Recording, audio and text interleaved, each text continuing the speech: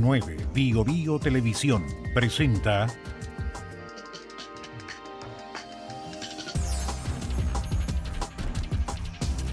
Frente Regional.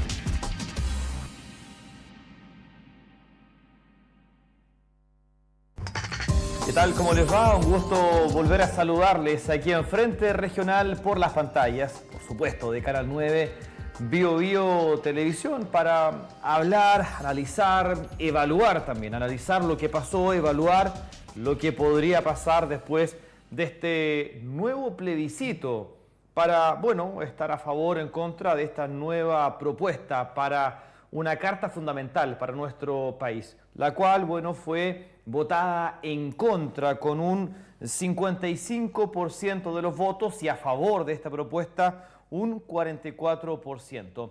Para hablar de esto, un invitado que ya es de la casa, Francisco Gatica, analista de Cor Bio Bio. Francisco, ¿cómo le va? Gracias por estar acá en Frente Regional. Vale, muchas gracias por la invitación. A ver, yo ya entregaba algunos resultados, o el resultado de la jornada del día de ayer. Primero, ¿se esperaba este resultado? Digo, desde la diferencia que hubo, a favor 44%, en contra 55%. No quiero meterme mucho en el tema de las encuestas, porque sí, el último tiempo como que ha sido bastante extraño todo aquello, pero ¿se esperaba una diferencia de 11 puntos? Sí, las encuestas nacionales, digo nacionales porque tuvimos en el último minuto algunas encuestas de afuera, hablaban de una diferencia, ¿sí? Pero esa diferencia se fue acortando en el tiempo. Yo creo que sí, el resultado que se dio era como consistente a lo que se esperaba. ¿Ya? Algunas encuestas hablaban de una diferencia de 20%, otras, en el mejor de los casos, hablaban de una diferencia de 8%, quedamos con una diferencia del 11, algo, por lo tanto está dentro del marco de lo que podemos llamar las encuestas. Recuerda que tuvimos una ley seca en torno a las encuestas y las que circularon al final eran confidenciales, sí, pero igual circularon por la red. Sí, claro. Por lo tanto, yo creo que sí había una clara tendencia que podía ganar el en contra. A ver, ¿qué pudo haber influido para esta diferencia? ¿Qué factores? ¿Cuál podría ser la explicación? ¿Qué pasó? Yo creo que más que la calidad intrínseca del documento, que según los abogados sí habían temas de ripio y fallas dentro de él, es el proceso político que está detrás del documento, que es algo similar a lo que sucedió en la elección pasada. Se repite. Claro, el tener una captura del proceso por parte de los republicanos, por ejemplo, en no ser inclusivo, lo que provocó es que la gente se apartara del proceso. Por otro lado, la gente ya tenía un hastío con el proceso constitucional. Recuerda que hemos ido ya 5 veces a la una, sí, por este tema. Entonces, la calidad del proceso político asociado al desgaste del tema provocó que la gente finalmente votara en contra. Yo creo que igual hay un porcentaje de ese en contra que va a rechazar lo que le venga en el corto plazo. ¿Por qué? Porque finalmente en el caso, lo que yo creo que uno puede ver si uno hace la lectura de las dos elecciones que hemos tenido, plebiscito, es que la gente tiende a rechazar los extremos y tiende a rechazar los procesos que son poco eficientes y que son capturados por un determinado sector. Yo creo que la gente castiga eso electoralmente. Bueno, ayer, de hecho, en la noche, cuando el oficialismo se reunió a nivel nacional, también se hizo acá en la región del Biobío, bueno, habló la presidenta del Partido Socialista y también estaba ahí Diego Ibáñez, del partido del presidente, y manifestaba lo siguiente: el sentido común le ganó a la soberbia, dijo, en este segundo proceso. Sí. Es muy parecido a lo que pasó con el primero, ¿no? Sí, yo creo que... Se repiten conductas, sí, patrones. Declarado de diferente manera. Yo creo que la gente finalmente lo que rechaza el extremo, la gente lo que rechaza es que sea una constitución parcial. La gente quiere hacer una lectura programática del documento, y eso no es así. Yo creo que se confundía mucho la lectura programática de un partido político, de un candidato, con el documento propiamente tal, que es una constitución. Por lo tanto, yo creo que hay muchos patrones que se repiten entre el primer intento y el segundo intento en el proceso. Perfecto. Que finalmente la gente lo leyó y el resultado que tenemos es este. Eso en el fondo podríamos decir, porque las formas fueron distintas.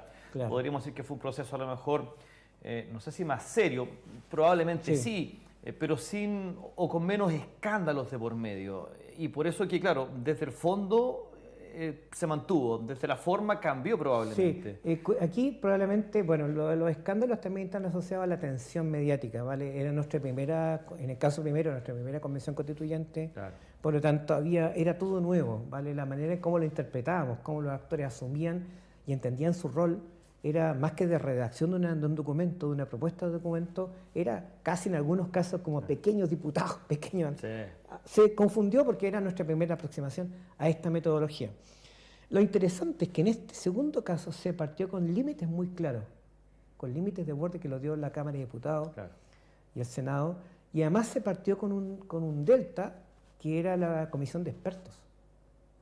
O sea, esta propuesta constitucional que votamos ahora tenía la primera parte de Comisión de Expertos y esta que fue la que Claro. tuvimos ahora. Entonces, es extraño porque finalmente el proceso debía haber sido más robusto y el proceso salió fallido, porque a diferencia del anterior, se partía de una muy buena base, en mi juicio, de la Comisión de Expertos. Exactamente.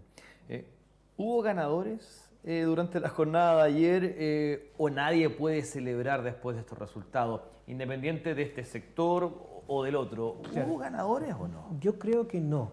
Yo creo que la lectura que han hecho los actores políticos es que no. Para ambos lados, incluso la gente no salió a festejar a las calles. Ayer nosotros nos fuimos aquí 21 horas y Claro. había algunos autos, pero muy poco. Muy poco, casi porque en estricto rigor, quizás la clase política y la sociedad chilena en estos dos intentos, que finalmente fueron 4 años, vuelve al punto de origen, que es la Constitución del 80, con sus respectivas adecuaciones. 62 decía ayer Sí, el senador 62, Gastón claro. Saavedra. Entonces, a la larga no hay una persona que haya salido victorioso. Sí, yo creo que hay derrotados. Pienso que el haber tratado de plebiscitar al presidente con este plebiscito de ayer no fue una buena idea táctica ni estratégica política. Yo creo que Por parte de la oposición. por tanto de la oposición, en algún minuto este discurso, mira, sabes que si el presidente vota en esta línea, Chile vota en contra, no fue una buena apuesta, no fue una estrategia lógica. ¿Vale? No era la idea plebiscitar al gobierno. Fue una estrategia ahí, insisto de nuevo lo mismo, fue una estrategia más en la forma, En la porque forma. se hablaba mucho, caso Claro. convenio Claro. o caso, no sé, seguridad, pero en el fondo no se entregaba, a ver, está bien, estamos en problemas caso convenio, pero nuestra propuesta para que esto no ocurra es esto, Claro. o esto podría ser modificado si se aprueba esto. Claro. No había nada de eso. Claro, si hubiera llegado un extraterrestre y hubiera visto a la franja, probablemente hubiera pensado que una constitución era un manual para ver temas de seguridad y temas de crecimiento económico, y más de seguridad, 90% de seguridad. Y no es eso, no es. Por lo tanto, lo quizás la derrota principal está asociada a una manera de plantear la publicidad, plantear la estrategia política. Eso yo creo que yo saco como... Pero no se puede sacar ni cuentas alegres ni cuentas tristes, ¿vale?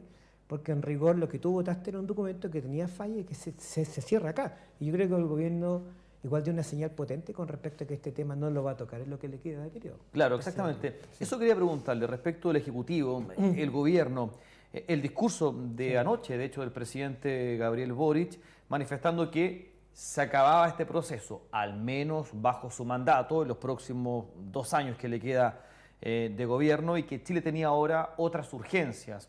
Claro. Habló de educación, de salud, economía y también de seguridad.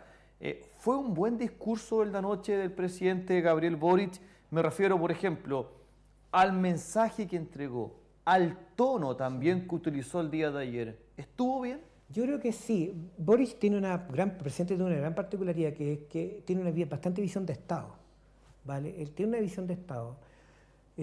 Ayer pudo haber cometido el error que no cometió de decir, mira, me quisieron plebiscitar y mira, en realidad el 56% de la gente Claro.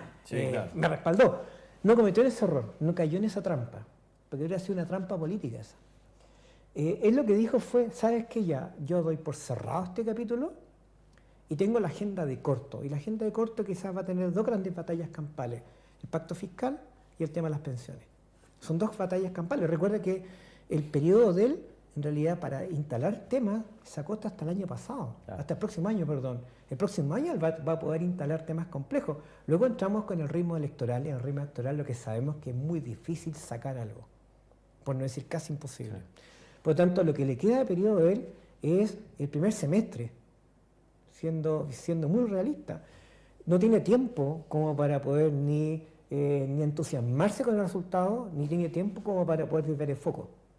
y va a tener dos grandes batallas, que el pacto fiscal y el pensión, que la tiene muy difícil, porque la oposición, si hay un tema, la oposición anoche, el tenor de ellos fue atrincherarse. Exactamente. Y decir, mira, sabes que igual nosotros ganamos porque la Constitución del 80. Exactamente.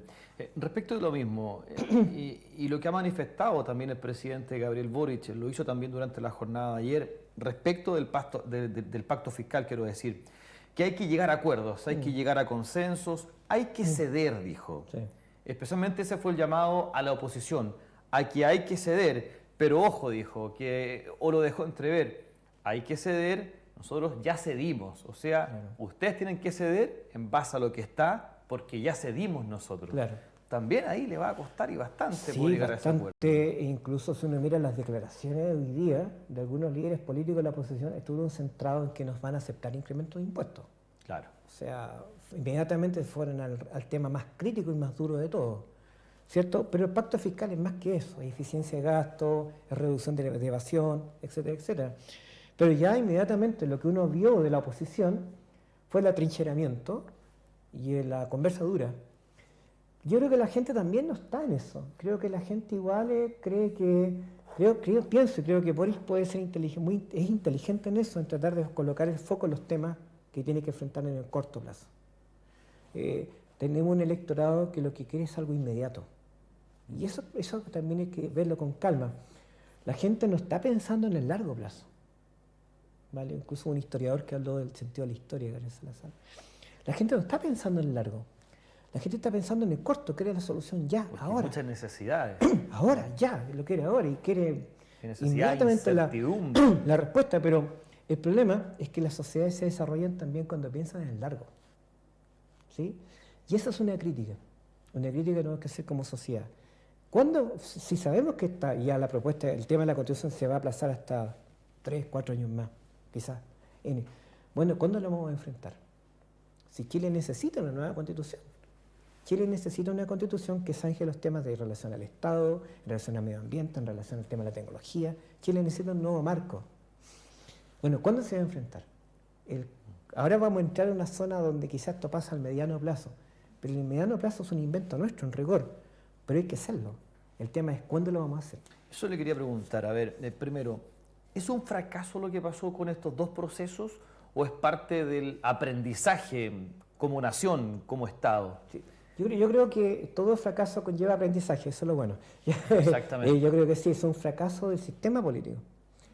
Pero por otro lado, es una gran oportunidad, porque lo que nosotros aprendemos con esto, lo que se logra el aprendizaje, es que los extremos no son buenos. Segundo, el proceso político tiene que ser eficiente, con ventanas de expertos y con ventanas de participación. Y tercero, lo ideal es tener la foto de todo el arco político dándose la mano detrás de una propuesta. Yo creo que esas tres cosas son aprendizaje. No podemos tener un documento donde exista una parte del arco político y el otro esté mirando. Damos una foto donde esté todo el arco político. ¿Qué pasa ahora? Ya usted algo decía. El presidente ya dijo, esto se acaba al menos en mi mandato, en estos 2 próximos años. Hay otras urgencias. El Partido Comunista ha insinuado, hay que poder esto evaluarlo en unos 6 meses más, ha manifestado alguno de sus militantes. ¿Qué es lo mejor?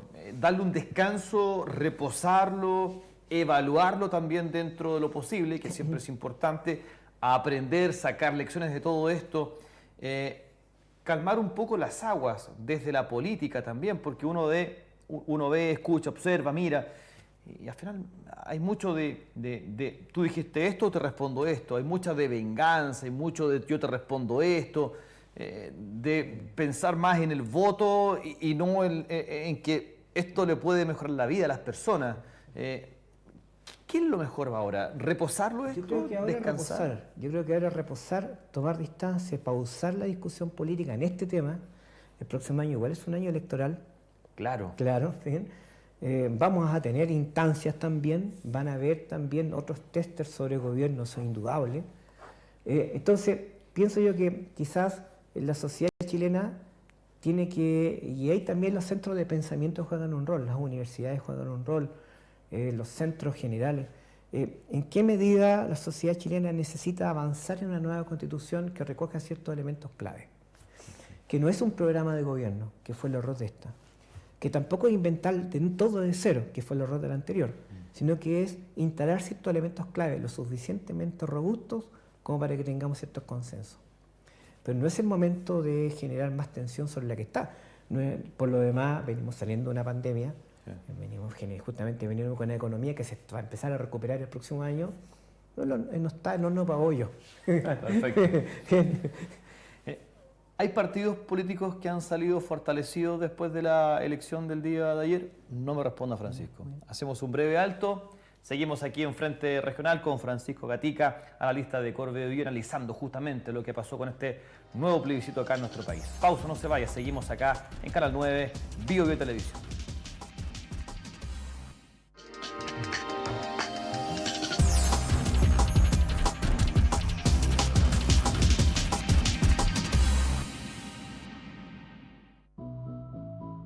Soy reciclador de base, empecé en el oficio por circunstancias de la vida. Lo convertí en mi trabajo, en mi fuente de ingreso. Los recicladores de base ayudamos a tener una comuna limpia. Ese es el sentido de nuestro trabajo. Recorro los barrios de Talcahuano y Concepción, de lunes a sábado. Partí con el triciclo, pero después fui creciendo, me conseguí un auto y ahora salgo en camión. El Programa Regional del Reciclaje nos capacitó, nos brindó elementos de protección personal y nos entregó maquinaria. Ahora es tu turno. El ciclo continúa. Continúa el ciclo. Los cambios nos enseñaron que todo puede ser flexible, incluso la forma de aprender. Por eso mi mañana empieza hoy, con la oportunidad de estudiar para crear mi futuro y reinventarme con lo que me apasiona. Por eso AYEP es la oportunidad, mi oportunidad, con carreras que llegan a donde estoy y con formatos de estudio que se adaptan al mundo que viene. Para trabajar o emprender en los desafíos del mañana, hoy mi futuro comienza en AYEP. Las fiestas de fin de año nos unen a todos y ahora más que nunca, Pan de Pascua Versulhuis nos vuelve a encantar con toda su tradición y exquisitos sabores caseros, 100% naturales. Aprovecha estas ofertas. Venta al detalle y venta mayorista en todas nuestras sucursales. Consulta, cotiza y compra en pandepascua.versulhuis.cl. Elige Versulhuis. Calidad desde 1978.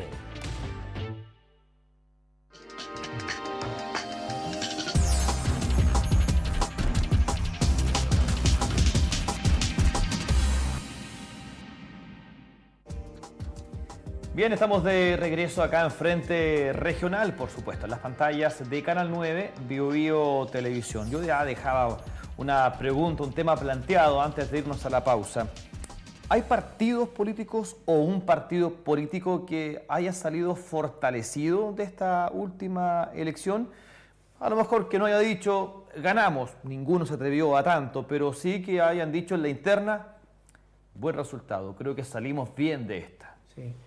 A ver, yo creo que ninguno puede sacar una cuenta alegre. Perfecto. O sea, el Partido Republicano efectivamente la estrategia política que jugó de atrincherarse y tratar de plebiscitar al presidente no fue buena.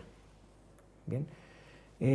Para la línea de gobierno, el oficialismo, tampoco fue un buen resultado. Recuerda que volvemos al punto de inicio, sí, que es la Constitución del 80 con las 60 reformas que se tuvo. No, desde el punto de vista de resultado, no es un buen resultado para ningún actor político y la evidencia está en las declaraciones. No muy medidas. Muy medidas, muy calculadas. Leídas, ¿ah? Muy leídas. Y de además, hecho, ayer, veíamos sí a Diego Ibáñez cuando hablaba, ¿cierto? Con una hoja, sí, leyendo. Polina Bodanovich también con sí una tablet, ¿cierto? Leyendo el discurso. O sea, claro, el mínimo error podía ser visto como algo complejo. Muy calculada, como bien dice usted. Por lo tanto, no tuvimos una zona de euforia. No. Sí zona de alivio. Yo creo que el gobierno tuvo un alivio con esto. Tuvo un alivio porque finalmente lo reafirma en términos de una parte de cercanía con el electorado. Bien, lo reafirma. Pese a que estamos hablando de volver a la Constitución del 80, pero en rigor le da un respiro. Varias gente usó esa figura. Y yo creo que finalmente el candidato Kast, yo creo que en rigor tiene que reordenar sus huestes dentro, y yo creo que si va a haber una zona donde van a haber Timi y Direte adentro, va a ser la derecha. En rigor, bueno, ¿cuál fue la derecha que lideró el proceso? ¿cierto? Sí. Y esa derecha, ¿en qué medida van a haber cambios después de la estrategia de los republicanos en esto? Pero yo creo que esto es bastante más no es de euforia, esto es bastante más de análisis, diría. A ver, hablemos un poquito de la derecha, después nos metimos un poco más en el oficialismo de la derecha. Ese voto duro de la derecha, a ese apunto, el de la UDI, el de los republicanos también, ¿hubo una respuesta ahí a lo mejor que no esperaba la derecha? Me refiero a que a lo mejor ellos votaron en contra y no a favor, porque decían, y algunos de hecho manifestaban, no lo decían concretamente, pero sí decían que esta propuesta la encontraban algo tibia y no como ellos querían, que fuera una propuesta bien de derecha. Entonces a lo mejor también ahí hubo un porcentaje menor, pero que pudo haber influido también en la votación. ¿O no es tan así? Yo creo que, a ver, convengamos, la propuesta que se rechazó ayer era de derecha. O sea, era una propuesta neoliberal de Estado subsidiario, achicado su mínima expresión, que dejaba mucho espacio a los privados. O sea, no puede ser más que eso, ¿bien? Ahora, en la práctica, yo pienso de que va a haber cuestionamiento. Yo creo que hay una parte de la derecha hoy día, donde está Chile Vamos, que es más conocida, que nosotros la que la atamos bien, pero tenemos esta derecha nueva, liderada por los republicanos, que también tiene que ajustar sus maneras de proceder. Tiene que entender que no hay un mesianismo en esto. Me capta que esa idea de mesianismo ellos no tienen, la verdad. Tiene que haber un ajuste dentro de esa coalición política, ¿cierto? De una u otra forma, es verdad, hay un candidato, pero también puede haber una segunda candidata. En algún momento se habló de Matei. Y hay algunos descolgados también, Sí, como Rojo Edwards, por Rojo ejemplo, Edwards, republicano. que se encargó, claro. Entonces, a la larga, el Partido Republicano va a tener que aprender a convivir dentro de la derecha. Exactamente. ¿Cierto? Porque no es un partido mesiánico, porque en rigor tiene ganas de gobernar, si tiene que gobernar con otros. ¿Bien? Por lo tanto, yo creo que sí tenemos que ver cómo se va templando eso. Yo creo que adentro de la derecha, tanto en Chile Vamos y Partido Republicano, tienen que haber hoy día miradas cruzadas, tienen que haber dicho, mira, sabes que si se hubiera hecho así. Yo creo que probablemente hoy día hay bastante cuestionamiento hacia adentro. Perfecto. El gran perdedor es José Antonio Kast. De hecho, hoy día fue criticado por Iván Moreira, hablando de la Constitución, decía que eso fue un error garrafal de haberlo puesto a él en algún momento como la imagen de esta nueva propuesta. ¿Es un perdedor José Antonio Kast? ¿Evelyn Matei también? Sí, yo creo que el concepto de Constitución también responde una etiqueta política. ¿Bien? O sea, fue una etiqueta política que también dio sus frutos, en rigor. Sí. O sea, no lo crea la gente derecha, lo crea la gente que está a este lado, la gente en contra. La gente en contra, para simplificar el documento y para manejarlo como moneda política, le puso Constitución. Claro. ¿Sí? Entonces, pero el problema, el gran enemigo que tiene Kast, además, y que lo tienen todas las personas, además de su marco ideológico, que lo tienen todas las personas, todos tenemos ideología, todos nos pasa la cuenta, es el juego de expectativas que él tiene. ¿Bien? Y el juego de expectativas que tiene su entorno. Porque él es un candidato que lleva 2 años siendo candidato. Sí. Y es un candidato que lleva otros 4 años siendo candidato. Y es un candidato que lleva... O sea, tiene el fenómeno del ser el eterno candidato. Como le pasó a Marco Enríquez Ominami también, que empezó bien y empezó siempre a bajar. Y hay un desgaste en eso. Hay un desgaste. Que no es lo que pasó con Milei en Argentina. Claro. Con Milei, él no era candidato hasta hace poco tiempo atrás. O lo que pasó con Boric también. Pues. Claro. Cuando nace Boric como candidato, nace poco tiempo antes de la elección.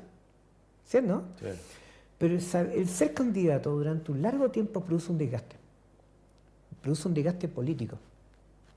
Porque finalmente todas tus decisiones están siendo evaluadas, todas tus posturas. ¿Se entiende, no? Sí, claro. Él incluso hoy día Kast va a armar otra reunión. Finalmente hay una tensión mediática sobre el candidato que hace que o cometa errores o se jueguen sus expectativas. Yo creo que tiene que tener mucho cuidado él en cómo construye expectativas en torno a su rendimiento político. Ya. Si él cree que esta Constitución iba a arrasar con un 60%, comete un grave error de expectativa. Bien.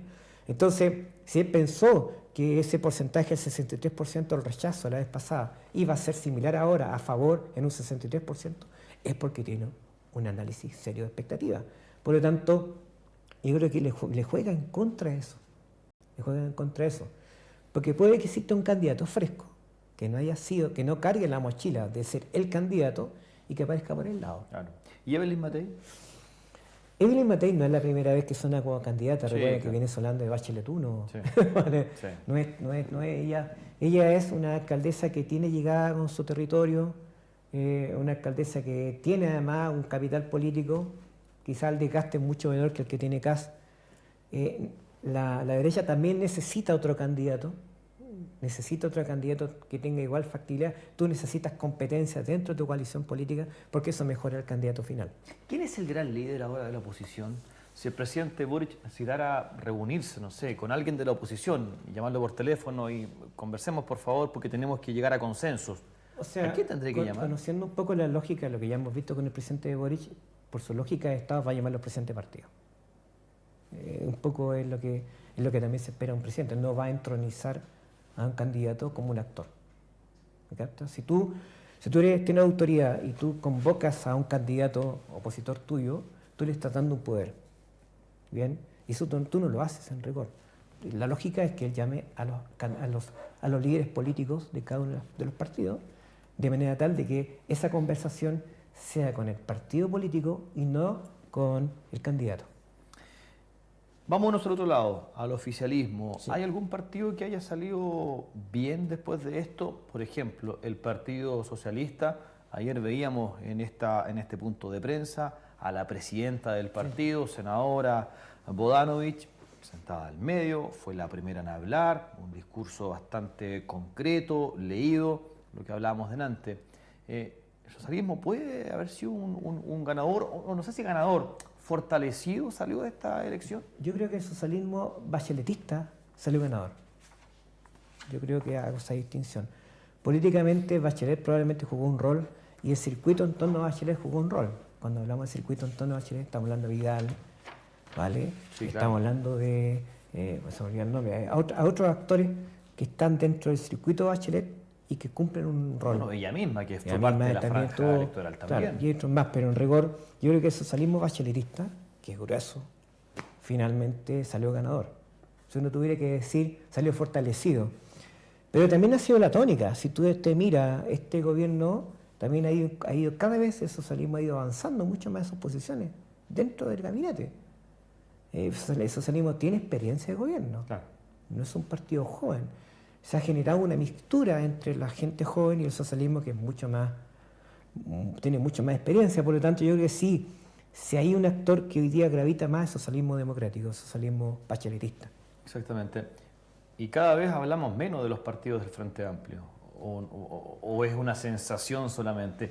O no se habla tanto porque también están un poquito más quitados de bulla por todo lo que ha pasado con el caso Convenio. O sea, a lo mejor fue una estrategia estar un poquito más alejado justamente para que no se utilizara todo lo que está pasando para esta votación. Veamos cómo se comportan las elecciones que vienen, porque hay que ver el tester ahí. Veamos cómo están los candidatos del Partido de Revolución Democrática, cómo están los candidatos del Partido del Oficialismo. Pero sí hay un desgaste natural. Hay un desgaste natural porque esta es una generación joven que venía con una impronta distinta de hacer política. Bueno, los casos de corrupción yo creo que le han dolido mucho Sí, claro. a la imagen. Y el presidente Boric es extremadamente práctico también. Bien, por lo tanto, veamos, yo creo que también han tenido dos efectos. Una, el efecto de invisibilización, porque son parte del gobierno, y la otra que le dolió los casos que de corrupción que vienen incorporados también con ser gobierno, esa es la verdad. Pues, sí. Casi siempre ser gobierno implica este tipo de cuestiones. Claro. Yo creo que eso le ha dolido. Pero, ojo, estamos hablando de un grupo de personas que es muy joven, que están en los 40 años y que tienen mucho carrete político. Claro. O sea, son muy jóvenes, tienen mucha experiencia política, pero además tienen todo un futuro donde los vamos a encontrar en diferentes espacios. Exactamente.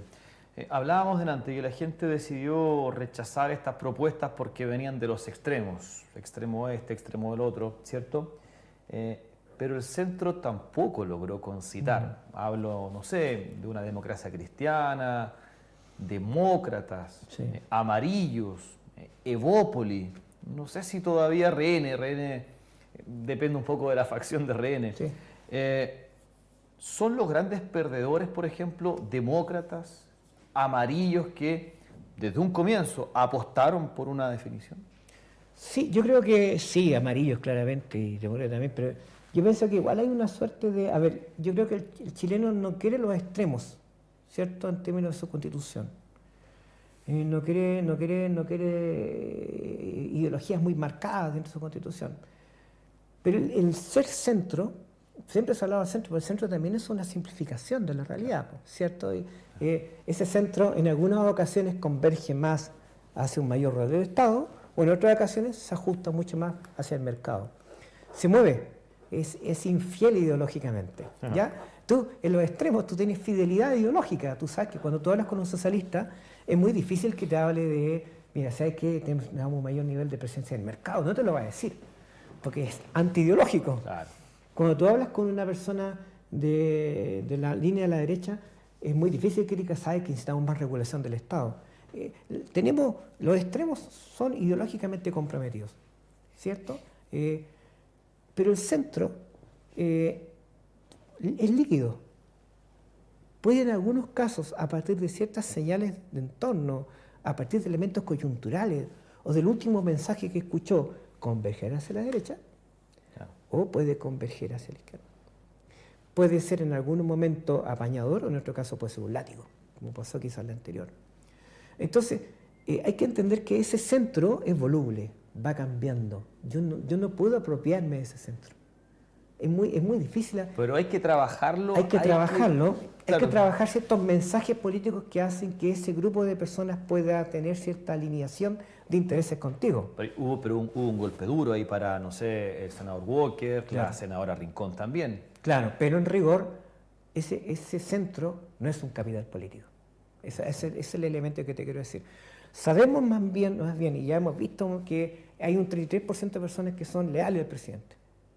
Sí, que se ha mantenido ahí, se ha mantenido, para él, sí. Y ya el efecto roce es cada vez más ajustado y se mueve en el 30%. Porque con todo lo que ha pasado, por ejemplo, no sé, una Michelle Bachelet o un Sebastián Piñera ya están por el 12%, 15%, una situación compleja como esta. Él se ha mantenido en ese rango. Se mantiene y se ha ido consolidando en ese rango. Por tanto, efectivamente, él tiene un tercio del electorado que más o menos tiene cierta tolerancia. Sí. Sabemos que al otro lado existe un porcentaje similar, pero entre medio no es propiedad de nadie. Y ese es un desafío político, ¿bien? Porque no es fiel. Claro. No es fiel. No.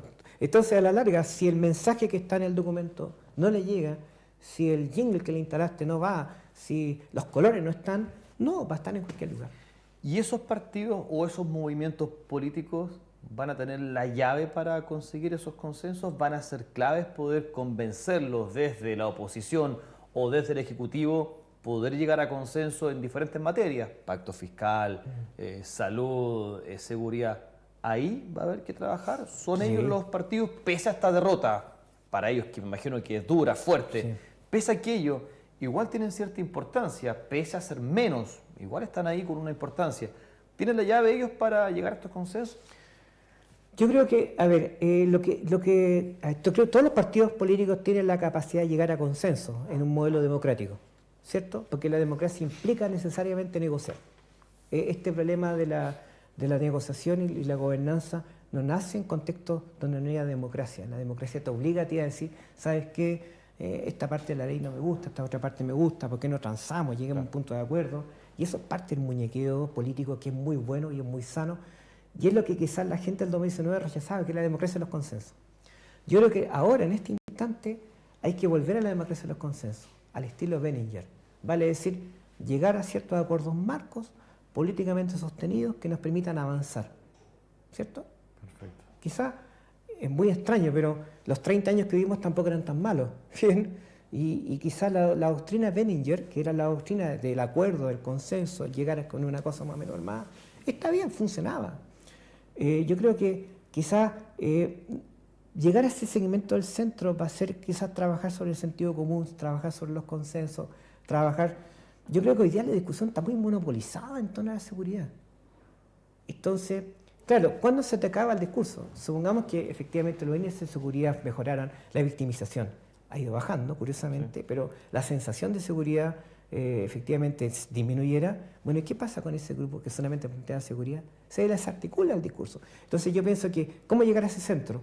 Por la vía del sentido común, por la vía del consenso y por la vía de diversificar un poco el arco de temas. Perfecto. Sí. Francisco Gatica, analista de Cor Bio, gracias por estar acá en Frente Regional. Muchas gracias por invitarme. Muy amable. A usted también, por supuesto, por su sintonía. Nos encontramos en un próximo Frente Regional aquí en Canal 9, Bio Televisión. Que estén bien. Chao, chao. Gracias. Canal 9, Bio Televisión, presentó